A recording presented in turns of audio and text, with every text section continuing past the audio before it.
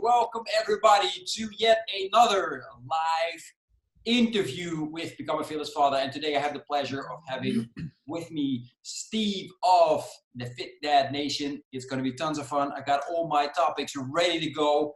Actually changed it a little bit today because I checked them out on his website and I found this amazing blog post that I highly recommend anybody read. We'll talk about that in a little bit. Steve, before we start, man, I was pleasantly surprised. No, not surprised. It's not the right word. Just enjoying reading your content. And I thought, this man looks like he's a man on a mission. And that's what I first want to start off with, man. Share with us, what is your mission? What are you trying to achieve and get done in life? So, if you want to get into my backstory now, that's fine. If not, we can do that afterwards. But it all ties into what I do. Just in a nutshell, I spent a lot of years as a miserable father. I was in a crappy job. Actually, should I say I was in a good job, but I hated it. I was in a really tough marriage, 8.5 years, got divorced. My life fell apart and my health fell apart. And I basically reinvented myself through fitness. And I saw what an impact not only it had on me, obviously, but my relationship with my girls. I have 2 young daughters, and that went through the roof. And so, I realized, that I wasn't the only guy out there, the only dad that's struggling with some of these issues, whether you're married or divorced. And, I've been doing this for a long time, 22 years in this business. 22 years in this business. So I took that experience and took it online, decided to go after helping dads. And, to me, there's nothing more important than my relationship with my girls. And I've had to really make some changes and I see them just on the weekends now. So it's a whole different ball game. And so I value every single moment I have with them. And so I wanted that time to be the best possible. And so when I felt like crap and I was hating my job, I was miserable and I wasn't present. I wasn't happy, wasn't engaged. And now that I've put myself first and started really taking care of myself and my health, everything else in my life has gotten better. And so I've taken that, created the Fit Dad Nation. It's been 5 years now.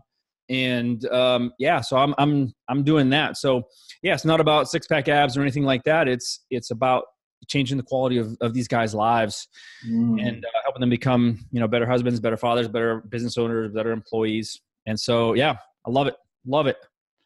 Nice, man. Good to hear. Yeah, I always like to start off first with an open question and then start off with, what's your background story, what's your origin story. You explained a little bit already, so we'll dive more into that.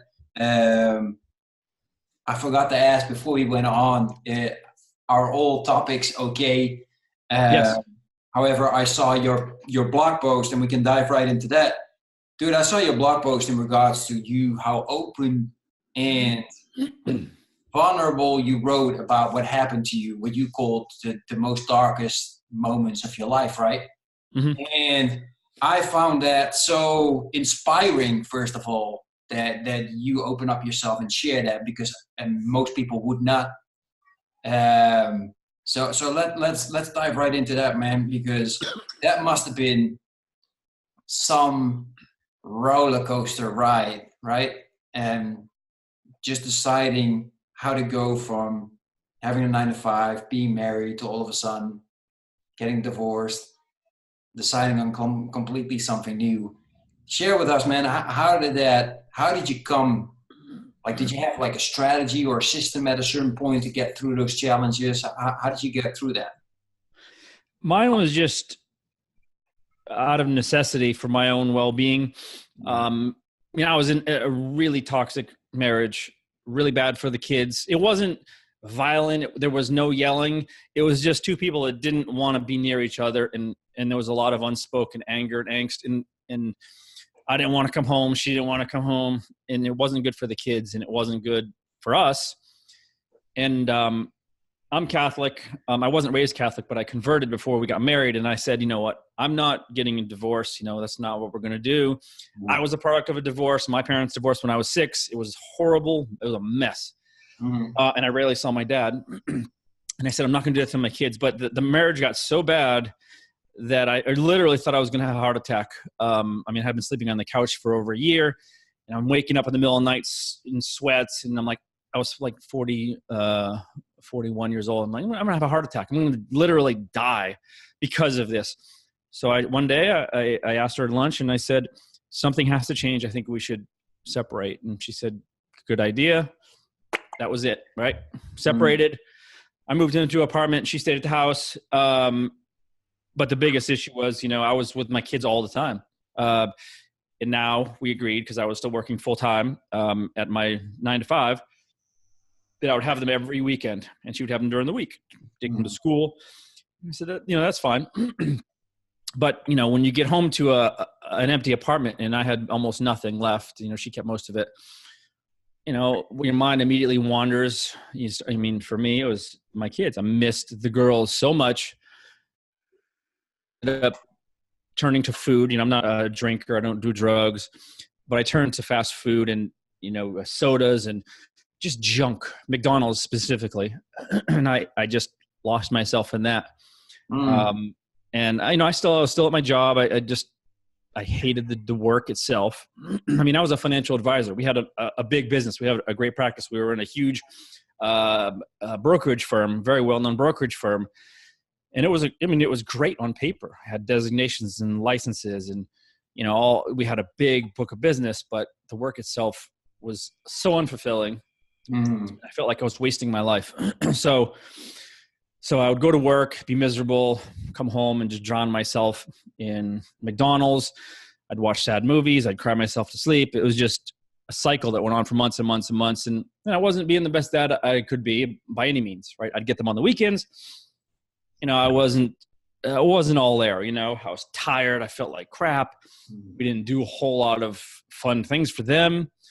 And so this went on for many, many months until finally, I met up with an old friend. She saw me and she said, you're a disaster. Like, you have to get better. You need to be better for your kids. She shared a couple of really powerful stories with me. And, I walked away from that like, you know what? She's right. Like, I'm just feeling sorry for myself. And so I committed that night to getting my health back and just being a better dad. And I literally didn't stop. Started with very slowly, one foot in front of the other. And it took months to get back into it.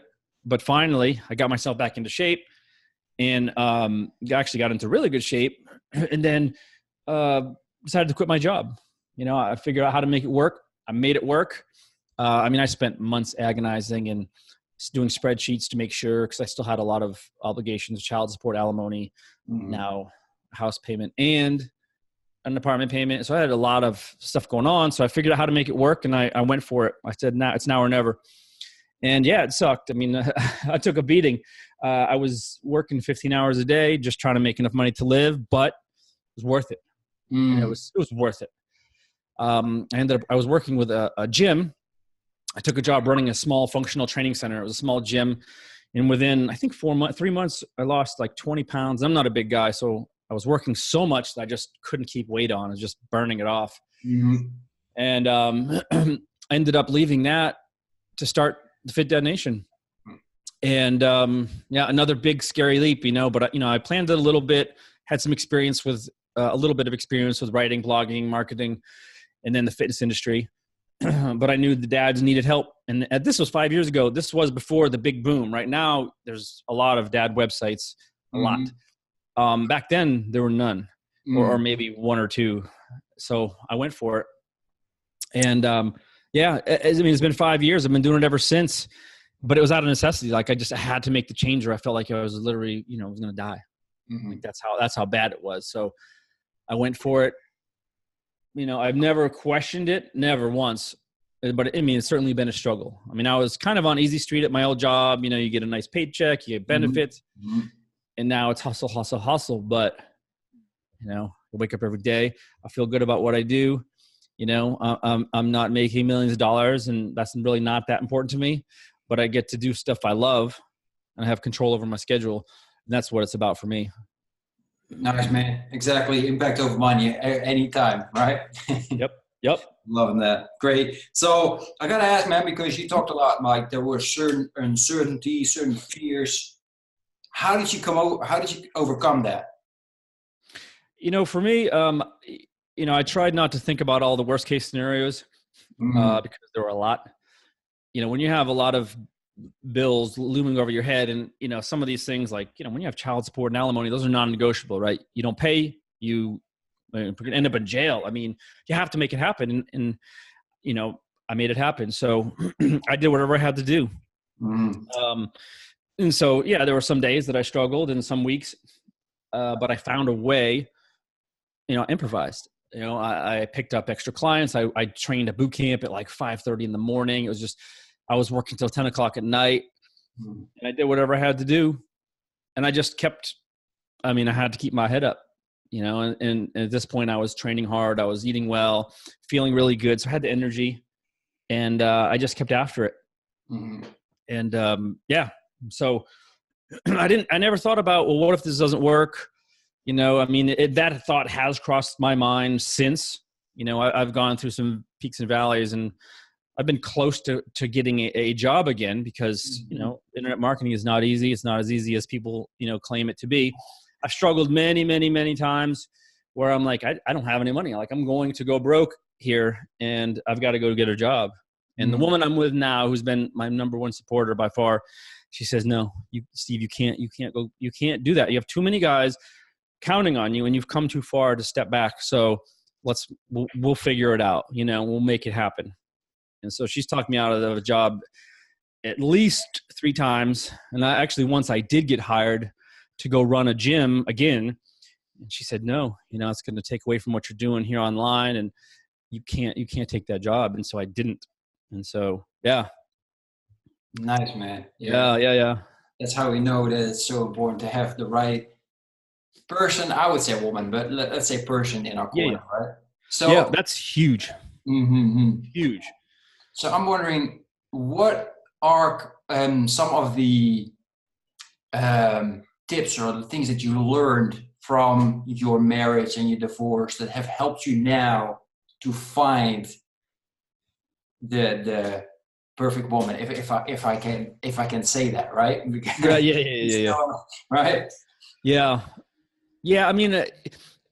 For me, I think I got married for the wrong reasons. We just weren't compatible. We just weren't on big things, like huge topics. We're just on opposite sides. There were, we just got married for the wrong reasons, and we tried to make it work. It just was the wrong fit.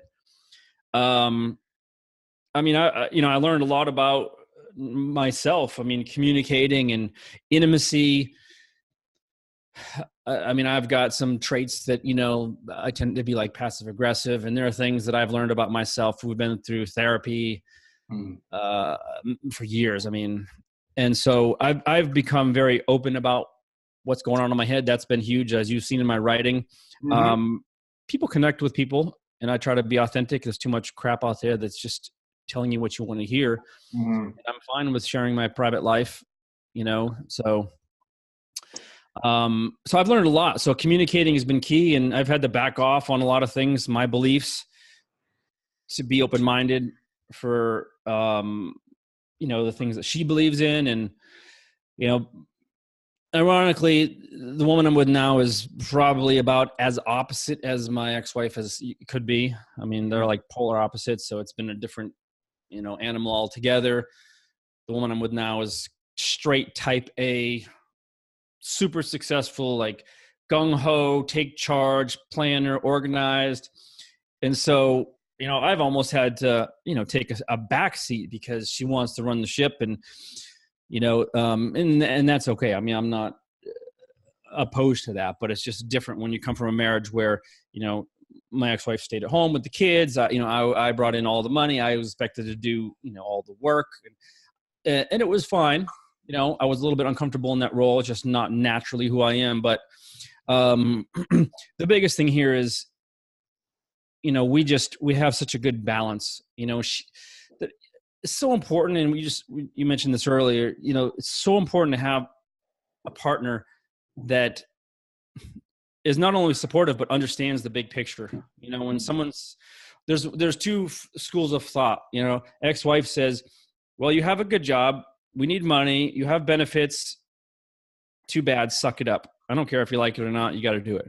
And then the other hand says, life's way too short for that. Way too short for that. Yes, you're making a good living, but money isn't everything. Your quality of life is worth far more than that. Let's figure out what you love to do. Let's find a way to make it profitable. And so I'm very, very, very far on this one side. To me, the worst thing you can do is sit at a desk doing stuff you hate all day, every day for 40 years, and then retire, get a gold watch, and then play golf and die. That's my nightmare. And so I wasn't going to let that happen. Granted, I had all these, certifications, and there's so much work I put into this financial advisor career, but I didn't care. And people thought I was nuts. Like, you're leaving all of that on the table? Yes. I went and I was making 45 grand. I left to run this gym making 45 grand a year, which is nothing. So I took a huge pay cut, and that's why I hustled, right? I had to go make extra money however I could. I was helping people move. I was doing all kinds of crazy stuff to make money, but it was worth it for me because that was the decision I made. Nice, man. Yeah, you said something very important there. It was a decision that I made, and that just makes it go bam. Yeah. When you said, like, people start calling you crazy, I was thinking, like, man, I kind of relate, because when I stopped with my complete work, it just happened for me the same. So that just was absolutely there.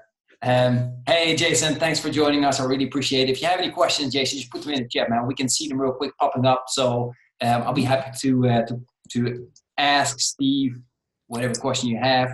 Sure. For the time being, I keep going. Man, power to you, man. I got to say that.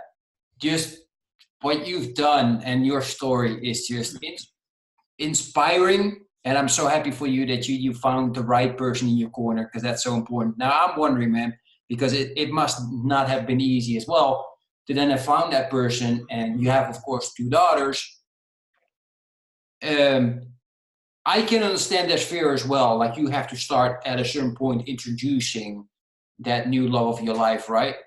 Can you share a little bit for fathers out there that are in that situation? What was the approach that you took, and was that the right approach? Did it work? Did it, how did that click? Yeah, we got lucky. So the last thing I wanted to do was get them close to a woman and then take that away again, because we've already done that once, right? We split us up. That's horrible. I still carry around a lot of guilt. I know it was the best decision for them, for everybody in the long term, but in the short term, and my little one, she's 10 now, she's still struggling with it. And it's been 6.5 years. And so I dated a little bit, didn't really bring them around. And then when I reconnected with this one, because we had worked together years before, we started dating.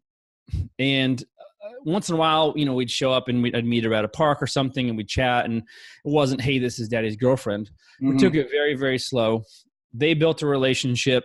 And so they would start asking me on the weekends, hey, can we go see Shannon? Can we go see Shannon? Cool. And she is, I can't even begin to tell you how lucky I am and they are, because they clicked like you would not believe. She has filled a role, a stepmother role to the T. She's been amazing. And the girls to this day, they'd love her to death. And so if it was anything less than that, it would not be working. We live together now. They're extremely close with her. But yeah, if it wasn't like that, no chance. Like, if they didn't really like her, or she didn't really like them, or there wasn't quite a gel, I would not be dating her, because I'm never going to put those girls in a situation where they're going to have someone like that in their life.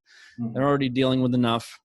So I'm very fortunate that they're so close. But yeah, it was an extremely slow process, a very slow introduction. And I think that's the way to do it personally. Anyone that's dating, I've seen people just drop a new boyfriend or girlfriend on their kids, like boom. And I've seen people move in within a month or two. And to me, that's a really bad idea. I've seen it backfire. My ex introduced her boyfriend kind of abruptly on my little one, and she flipped out and Mm. is now very upset about the whole situation. And that's been really difficult for her. And it's a tough situation.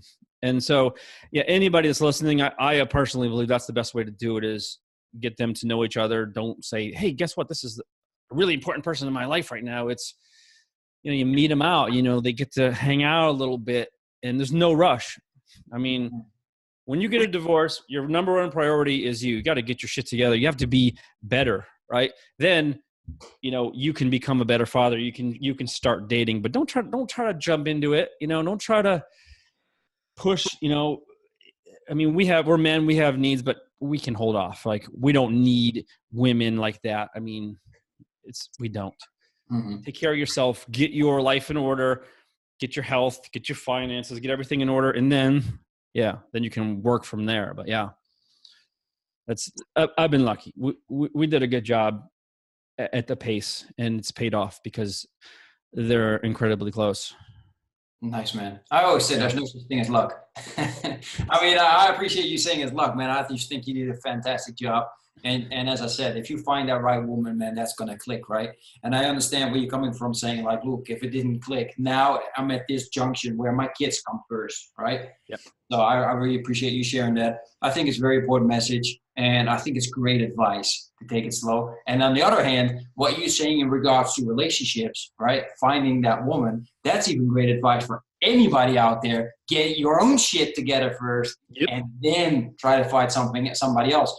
And it was somebody else the other day that was saying like, look, if a relationship is like this, your stuff is not ready, so you need somebody else to hold you up. Yes. That relationship is just not going to work out the way it should, right? So, man, that was great advice. So tell me a little bit more in detail, because you talked about it a lot. You had your 9 to 5, right? You had a perfect job. I basically call that a zombie dad. And there's way too many out there that hardly see their kids, keep going to work, think they got it all figured out, because that's what's being, spoon fed to us, right? That's the life. Yep. That going then to being a dadpreneur, right, which you are now, that's like, there's not many of us out there, all right? Everybody else thinks you're absolutely crazy, as you mentioned. What made you say, look, man, I must, like, there is no other way that I must do this? So it's funny you say that, because I just released because I have a podcast as well. I just released an episode today on this very topic. I recorded it yesterday, and it's something I feel incredibly strong about. And I have for a very long time. So when I took that job, I ended up working for this company. I worked for this guy. I couldn't stand him. He was my boss for 5 years. My office was a closet. So I would sit in this closet. Basically, it was no windows. It was dark. Stare at this computer doing spreadsheets all day, right? And after a few years, maybe not even that long, I said, if I don't do something else, I'm gonna lose it. I mean, I can't do this for the rest of my life. And so I started a website. It wasn't anything to do with dads. It was basically a way for me to chronicle my way out of my 9 to 5 by building an online business. This was 2010. And I would write from my heart, and I would pour my heart out at work. I would be working, and I'd close my door, and I'd just write from the heart in the moment how strongly I felt about the 9 to 5 is just sucking the life out of me. And it was for so many people. And within 4 months, I had like 20,000 visitors a month to my website, because people are reading my stuff being like, oh my God, this guy, that's my life. Like, literally, that's my life, because I was in it, they're in it. And I said, we need to get out of this. This is not right. And so that became part of my psyche. And my goal was to break free of the 9 to 5. To me, like you said, what we're taught, society tells us, go to school, get good grades, go to college, get good grades, started a company when you were, at the bottom of the ladder, work your way through it for 40 years, get a gold watch. Like, that is a nightmare. And that's wrong. I think that's a terrible way to approach your life. But millions and millions of people do it, right? They just punch out. So the difference is, most people are unhappy, but not so unhappy that they're willing to do something about it. And that's the zombie spot. and you're screwed because, oh, well, I make $100,000 a year and I have really good benefits and it's not that bad. And I may get a promotion next year, and they talk themselves into it. And this happens for 10 and then 20 and then 30 years. And then your life, that's it. Right. Mm-hmm. And I would never tell someone to go quit their job because, have obligations and there's stability. But I honestly, personally think the risk is in spending your time doing something that's unfulfilling and meaningless to you. That's the bigger risk than, you know what, honey, we're going to cut back on our bills. We're going to get rid of that third SUV. We're going to make a few cuts and we're going to do this, because I want to feel great about getting up in the morning. I want to love what I do. Mm-hmm. I'm tired of driving an hour and a half to work to sit and listen to meetings all day long and blah, blah, blah. But very few people will do that because it's scary. It's extremely scary. And people think, oh, I'm just going to ride it out. I'm going to play it safe. But there's no safety. You're working for somebody else, right? We've seen it time and time again. You think you're safe. There goes your pension. There goes your job. Downsized, restructured, whatever. The only safety is taking care of yourself. For me, right? 100% of my income comes from what I do. So if I feel like being a lazy ass, then I don't get paid, right? So it's all on me. So I take 100% responsibility for everything in my life. And I don't want to count on anybody else. I don't want to count on something else, someone else to create my destiny. And that's scary, man, because I've had so many conversations over the years of guys that are miserable beyond belief, but they're too afraid to do anything. Oh, I don't know really what I want to do. I don't know what my passions are. Well, do the work. I spent years in libraries reading books about what color is your parachute, the book, trying to figure out what am I good at? What would I be good at? What do I love the most? I take quizzes and, personality type quizzes, trying to figure out what am I really good at? And that's how I figured out over a course of time, this is kind of the direction I want to go in. Ended up ultimately doing this. But you're not going to wake up one day and say, I'm really passionate about, building sheds. I'm going to do that for a living. It's, you got to do some work on yourself, figure it out. And I believe 100% that anything you want to do that you're good at, there's a business to be had. And I think the online business is the way to go for most people because there's no barrier to entry. WordPress site, free hosting. It's like $10 a month, that's it, and it's super easy. It's not easy to make money like, the gurus will tell you, but I have seen people come into the space and kill it. I'm not particularly great at internet marketing. So, speaking from that point, but I have friends that came in and were making 7 figures in a year because they just nailed their message. They did the right things, so anyway, yeah, so that's what I'll tell you. Absolutely, man. That's a powerful message. Even Jason said he totally agrees. So, oh yeah, fantastic. No, man, I think everybody else can agree. I actually started thinking right away. I was listening the other day to one of those motivational speeches, and it was Arnold Schwarzenegger. I think he said 70% of the workforce is just miserable in that they hate their job, which is astonishing, right? Yep. That's just crazy. Not just for the actual person that's doing the job, but also for the employee. Something must click there saying we are as a society doing something horribly wrong. However, that's the great thing, man. As soon as you make that change, and I think that's the reason why you found now the new woman that you're with, and that's why we connected, is because as soon as you make that change, for some reason, you start creating an environment around you with people that are like-minded, right? Yep. So I want to ask you about that, man. What is your philosophy in regards to your environment? Because you had to change. You had people telling you that you're absolutely nuts. I mean, I can assume only that those, plus you had a relationship that was absolutely not working for anybody. Man, you had to make some cuts, right? Yep. As harsh as that sounds. Oh yeah. Oh, absolutely. I lost a number of friends. Even today, a lot of people I hang out with, they get it, but a lot of people don't understand online business. And so I don't get a lot of questions. Some of my friends are clients, but people are still, they're in that mindset of, well, why don't you have a job? Why are you home at 1:00 on a Wednesday? Like, but most of my friends now is my community. So everything I do now is in groups because the power of tribe is huge. Mm-hmm. I've trained clients one-on-one for many, many years. You make a lot more money, in the short term that way. But I prefer bringing them together, charging much, much less, Mm-hmm. break down that barrier to entry, and then bring everybody together. The guys, they feed off of each other, and the accountability and the brotherhood is invaluable. And so that's kind of my family now. Is I honestly don't have too many friends that I see personally. Mm-hmm. I have my kids, the woman I'm with. I have a few close friends, but the rest is online. And I do weekly Facebook Lives. I've talked to a lot of them, and so yeah, we're constantly. I mean, I'm in my groups all day, every day, and so we're having real-time conversations, and I'm helping them, and I'm sharing my story and my experiences with them, and so yeah, so I don't. Yeah, I don't have any really negativity other than what I'm forced to deal with. My ex-wife and I don't have a very good relationship at all. Mm-hmm. So I'm forced into that. But other than that, yeah, I don't surround myself with anybody that's negative or thinks I'm crazy for doing what I'm doing.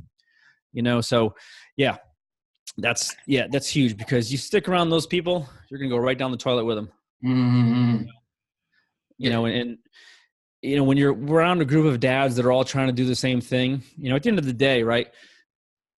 I'm 47. Most of my dads are 35 to 45, maybe a little bit older.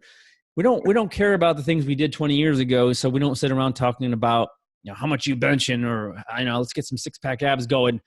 It's, hey, I want to move better. Like, I want to feel better. I want to be sexier to my wife. I don't want to be the fat guy at the pool anymore where I still have to wear my t-shirt, like, those are the things we talk about. And that's the important stuff. Like, I don't want to be 65 and hunched over and I can't move. So we're going to work on mobility every day. So we're going to do 5 minutes of mobility work. We're going to do this. We're going to do strength training. I run challenges constantly because these short-term challenges, they work. Short-term motivation. We all come together for this one specific goal. And I keep it going month after month after month. That's how I keep people, motivated. Mm-hmm. Nice, man. Oh, yeah. That's immediately great advice also for people that are struggling to keep their clients motivated. Yes. Challenges. Yep. Yeah, it works really well. Mm-hmm. No, I absolutely agree there. And I love what you said, man, because that is my biggest reason for not going to the gym. So I work out, but I do it at home. My biggest reason for not going to the gym is I do not want to see all those bulky dudes, young bloodhounds. Like, I'll tell you a story, man. You're going to laugh. And you're probably going to be like, yep, I've seen that. So way back, I went to the gym and I'm training. And like there's these 3 guys, right, bulked up. They're not doing anything. One is just laying on the bench. And all of a sudden, the door opens to some room where there's like spinning or something. And as soon as that room emptied, these guys just start training like maniacs, right? Whoa! Yep. I'm like, really? That's why we go to the gym? To just wait till the ladies come out, and then all of a sudden we have to show how buff we are. I'm like, ugh, I hated that environment, man. So I'm glad to hear that you are taking that from a completely different aim. And I guess your clients really appreciate you for that as well, right? Oh, they do. Yeah. I mean, if there are people like that in my group, I get rid of them because it's not the type of person I want. And yeah, I'm very comfortable in a gym, in any gym setting, but only because I've been doing it for so long. But I actually left my last gym because of what you were saying. I'd walk in there and it was a bunch of meatheads. All they ever do is, you see them on the bench and they're doing shoulders, arms, and chest, right? There's never a leg day. It's about to show muscles.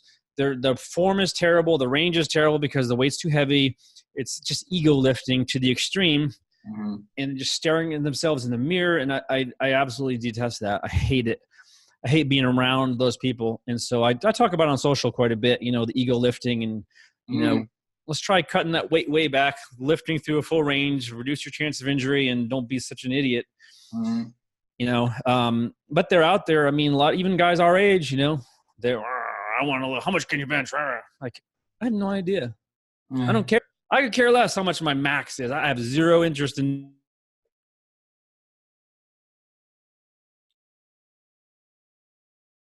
I can't hear you for a second, Steve. I have no idea what happened. As far as I can see, you're not on mute, so maybe a cable went out and we can't hear Steve for a second. That's okay. I'll keep talking while Steve. Hear it? Yep, there we are, back. So that was weird. Yeah, it happened. You got passionate there. Yeah, no, I must have rattled something loose in my system here. It's strange, but okay. Yeah, sorry about that. That's quite all right, man. So I have another question. Actually, I got lots of other questions, but since we're talking about the whole fitness deal, right?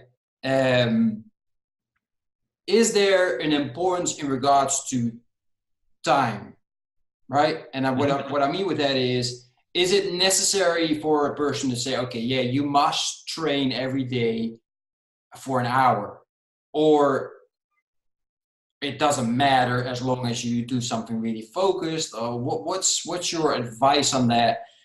Especially with, the dadpreneurs that are starting out, they're really focused on their business and they're making the little time ready to be with their kids, but they also know how important it is to work on a fitness level, right?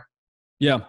So, I mean, Jason just asked that a very similar question. He's trying to fit exercise into his busy routine. He's got a busy life, 3 kids. And I hear this is probably the number one complaint is I don't have enough time. Right. And the problem is, first of all, people think they have to dedicate their lives to the gym, and that's not the case at all, especially as we get older. When you're in your 40s, the days of even being in the gym for an hour and a half, 2 hours is a bad idea. It's, the law of diminishing returns. Our bodies don't need that, and it's actually probably going to be counterproductive to spend that much time in there. So all of our workouts, I mean, strength training is probably at the top of the list. Because, as we get older, we start losing muscle mass, our testosterone starts to decline. The number one thing to do that is build more muscle tissue, right? And you have to do that through progressive strength training. So everyone gets strength training programs, to your level, of course. Everyone's going to get something to their level. There's regressions for everything. 3 days a week of full body strength training using compound movements, pull-ups, pushes, squats, sled pulls, farmer's carries, basic stuff, right? Progressively challenge your body. You don't have to go into these bro splits where you're doing chest and tries, back and buys. I've done all that, and there's nothing wrong with it, but it's not necessary. 3 days a week, 45 minutes in the gym, hard, of strength training. And then throw us a couple of days of some kind of conditioning work in there. I use a lot of like AMRAPs. 20 to 25 minutes is plenty of high intensity exercise. Burpees, thrusters, stuff like that get your heart rate up. Really pushes you out of your comfort zone. Hill sprints, one of my favorite things to do. Take someone out to a hill for 10 minutes and run them up and down, right? Incredibly powerful stuff. So, my answer to everybody that says, I don't have enough time, are there people that legitimately don't have enough time? Sure. There are some, but for most people, it's just not enough of a priority, because if it was, you would absolutely find the time, And that's nothing wrong with that. Like, I'm not here to force you to say, this has to be your priority. You have to find time for this, because some people are ready for it and some people aren't. If you're absolutely ready for it, you're like, holy crap, I'm so sick of this body. I'm so sick of this fat roll that I have to make a change. You will find time, shopping for healthy foods, preparing it, cooking it, eating it is a pain in the ass. It's a lot more challenging than stopping at McDonald's or picking up, something quick that takes 2 seconds. But it's easy to justify that because I got 3 little kids. I got to go to soccer practice. I got da-da-da-da. But you have to find time. I see it every day. People can do it if they want it badly enough. And, I'll just tell Jason, he asked that question. The easy way to put exercise into a weekly routine as a busy dad is just carve out 30 minutes, schedule it in there for yourself, whether it's before work, lunch break, after work, after your kids go to bed. You may have to sacrifice a little bit on some end. Maybe your wife takes the kids for an extra half an hour to the park, whatever it is. There's no better investment, than you. So people think, well, I'm being selfish. My wife's been home all day with the kids and she needs to get out, and, I need to spend time with my kids. Like, you can't be the best. And I teach this all the time. You cannot be the best dad you're capable of being if you're not taking care of yourself, right? If you put everybody else first, and I did it for years, you're the martyr. You take care of everybody else, the dog, the lawn, your job, the kids, everybody. And you're last, and I was last. But it's not serving you, and it's not serving your family at all. So yeah, you have to make that. Absolutely. I appreciate that. Yeah, you mentioned like, okay, if you're tired of your own body, right? If you got fat rolls. For me, it was, I have a problem with my shoulder and I have a problem with my foot. I got a trapped nerve. So if I don't do exercises, then at a certain point I won't be able to walk. And for my shoulder as well, if I don't do exercise, it might pop. And then back, it was getting sore at a certain point. So it's like, dude, I got to work out, because if not, at one point, I won't be able to play with my kids the way I want to, right? For me, it's important. I got boys. I don't know how that works with girls, but I got boys. And my boy, I can hear them right now next door. They're going nuts. Right? If we go to the park, if we go to the playground, man, they like to go absolutely freaking crazy. And I like to do that with them. That's the kind of dad that I want to be, right? I want to show them that, no matter your age, you got to go crazy. So talking about kids, man, before we go into Jason's next question, what are you doing, or how are you doing already teaching your kids stuff like, being fit, being healthy, but also you just mentioned like, in school, they're being taught a 9 to 5, right? Yep. Mm-hmm. And how do you make sure that, you get your time and teach them the stuff that for you are important, that that for them is going to be so important? So we talk about that quite a bit. They have questions about my job and, what I do every day, and, they know the Fit Dad Nation. And when they ask me, I'm just very honest with them. And I tell them my beliefs. I'm not trying to force the entrepreneurship life on them at all. And I think they both need to go to college, and I'm okay with all of that. Then they're going to need to work at some point. They're going to get jobs. They're going to learn those things. But I just said, listen, I had a good job. I was very, very unhappy. I felt like my quality of life was more important. So I want to do something that I really felt good about, and I was helping other people. This is how I'm doing that. It allows me a lot of freedom. I can come and see you at school and have lunch with you, or I can, pick you up if you're home from school sick or something. Like, I have that flexibility. That's very important to me, which you may not have with a regular job. And so, they kind of understand that. And as far as the health piece, we don't preach it. We just live it. We try to avoid, the typical stuff. But they see us, eating healthier, making better decisions. We still go out all the time though. We go get pizza, we get whatever, because, I don't believe that you should force your kids into eating a strict diet. I don't even think that's healthy.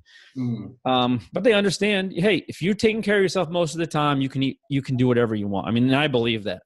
If you're consistently eating very well 80% of the time, the other 20% doesn't matter nearly as much, because I love junk. I mean, I still love it. I love Pop-Tarts. I love Red Bull. There's a pizza joint across the street that I love. We go there probably more than I should, but I can do that, and I don't feel guilty. I don't ever feel guilty about that stuff, because, the rest of the time I'm doing pretty well. And then my kids they're active in sports, and they go to the gym with me. Nice. I go to this really cool gym up the road. They have these awesome classes for kids. They have these coaches there for them. And we go when I have them. We go a couple times a week. And it's awesome for them. And so, they see it. And they're like, oh, man, so-and-so in my class said, your dad looks really strong. Stuff like that. And, I go there to school functions, and you look around the room, and you see typically what you expect to see from a 40-year-old dad, right? Overweight, has got the belly, can tell is not taking care of himself in a very long time. And, I don't want to be that. So they see me, and, I'm pretty fit. And so they learn that way, but it's not something I ever want to force on them. Just be the person. I'm just being that person. I'm living that life. And I'm very honest with them. They have questions about it. Yeah. I used to eat, I tell them exactly, what I've been through, to an extent. Obviously you got to protect them from some of the stuff out there, but, yeah. So Yeah, that's kind of my 2 cents in that. Nice, man. Nice. Yeah. So lead by example, and indeed, what you say that will make them curious as to how you achieve the things that you achieve. Great, man. Yeah. I like that. So, in that regards, man, um, how, because you just mentioned like there at the gym, there's great coaches there, right? So that's what I call lucky, because here, for example, it's hard, right? Uh-huh. I don't go to the gym because the gym doesn't open in the hours as well that I want to go, right? So I'm wondering, what's your advice on dads that have to use pretty much nothing, just have to use what they can get in their house, right? What is a basic thing that they should start off with to start making those first steps of getting back into shape and getting healthy again? So you're talking about for themselves, not for their kids, right? You're talking Yes. about. Yeah. So I mean, if you don't have a gym, and a lot of people don't, yeah, I mean, body weight routines are extremely popular, and there's always ways to progress them. So you still can build muscle. You know, some people think, well, if I don't have heavy weights, I can't build muscle, and that's not true. Mm. Um, Even just the very basics, right? You just take a room with anything in it, a couple of chairs, a small bench, a table, any of that stuff can turn into step ups. We can do squats, we do lunges, burpees, push ups of all kinds of variations, dips, anything like that is basic stuff. And then one of my favorite movements is just a row. So any fixed beam, like a lot of guys our age can't do pull ups, they're Mm. difficult. So you do a regression, which is like, it's called an inverted row, which basically, let's say you had just a fixed bar. Like Mhm. you could imagine laying a broom handle across two chairs and then laying on the ground and pulling yourself up to it, if that makes sense, like to your chest. Mhm. Mhm. That's called an inverted row. Great back exercise, right? 5, 6 basic exercises, planks, basic stuff. You don't need to get fancy. It's easy to get caught up in that trap because you go online and there's a million and one exercises. You don't need any of that. It's cool. It's fun. It gets views, but you don't need it, right? Mhm. Pick a few things. How many guys can do 25 clean push-ups in a row? Mhm. Not enough of guys our age. I mean, people send me their form all the time, and it's a mess. Half reps, elbows flared out, back dropping out, head hitting the ground. Like, Mhm. these are not push-ups, right? And so I teach, let's just figure out how to do 10 really good push-ups and let's work from there. But yeah, I mean, you don't need much. You actually don't need anything. I mean, I train clients with nothing on a little rug in their house. It's 5x5 or whatever, I don't know, 10x10, whatever. Yeah, you don't need much. Just a little bit of creativity, and yeah, that's all you need. Nice, man. Nice. So for anybody, like, what are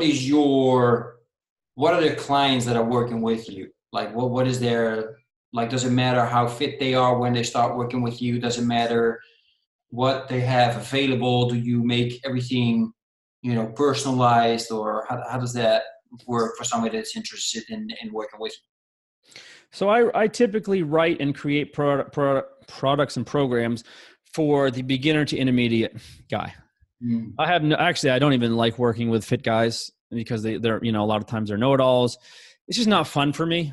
I like to take a guy that is petrified of the gym, that doesn't know the difference between a fat, a carbohydrate, and a protein. Someone that hasn't, really doesn't feel good about himself, probably 30, 40, 50 pounds overweight, and just really wants to feel better, like just is tired of feeling crappy. I want that guy, and Mm. I want to walk him through the process of this is how you get started, and then I want to hold you accountable along the way. I can write programs that'll kill you, but it's not, that's not going to help anybody. And I just don't like that. Like if someone's into CrossFit and stuff, I stay away from that. Mm. I just am not interested in that niche. So I have something called the Inner Circle right now. It's a membership program I just launched a couple of weeks ago. Mhm.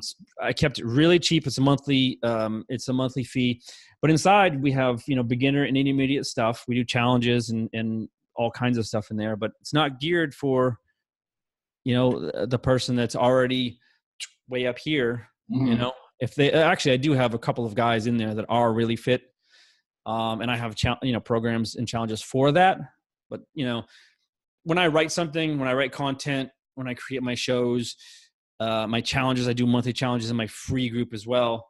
It's with that kind of beginner to you just been into it for a little while type of person. Mm-hmm. Exactly. Yeah, that shows how important it is, right? To have clear who your ideal client is, so to say, and it makes it easier for your blog posts and your challenges, if either paid challenges or free challenges, etc.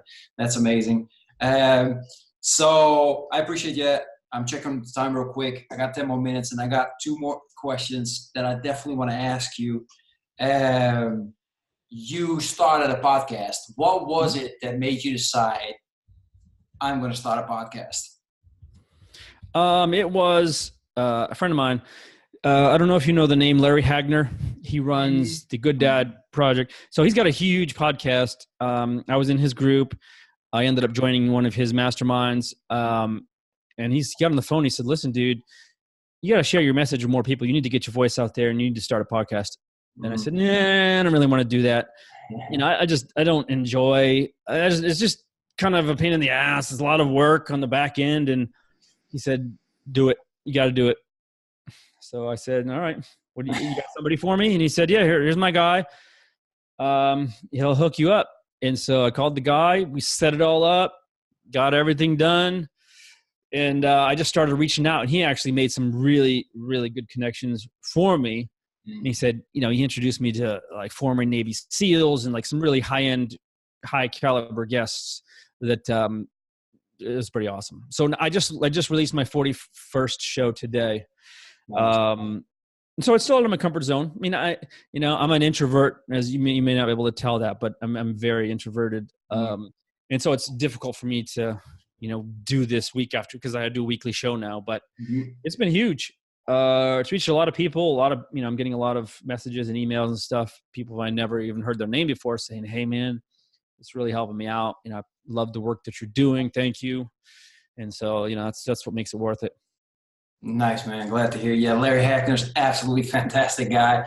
Yeah, he's a great guy. One of the first guys that I had live on my show, and I actually next year want to have him again because I changed. I evolved a lot in doing my interviews, and now listening back to what I did then with him, I'm totally not happy. So I gotta have him on again. I'm sure. So let me ask you then, what kind of podcast strategy have you set in motion to reach a lot of people? Because that's I doing this, and somebody said, why are you not having a podcast? Because I said, well, because I got this. And they're like, yeah, but it's so easy to just take the audio and put that in a podcast. I was like, it is. However, it's not growing at a rate that I would like it to grow. Right?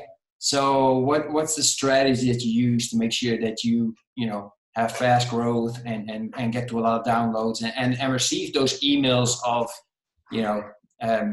dads out there appreciating what you do?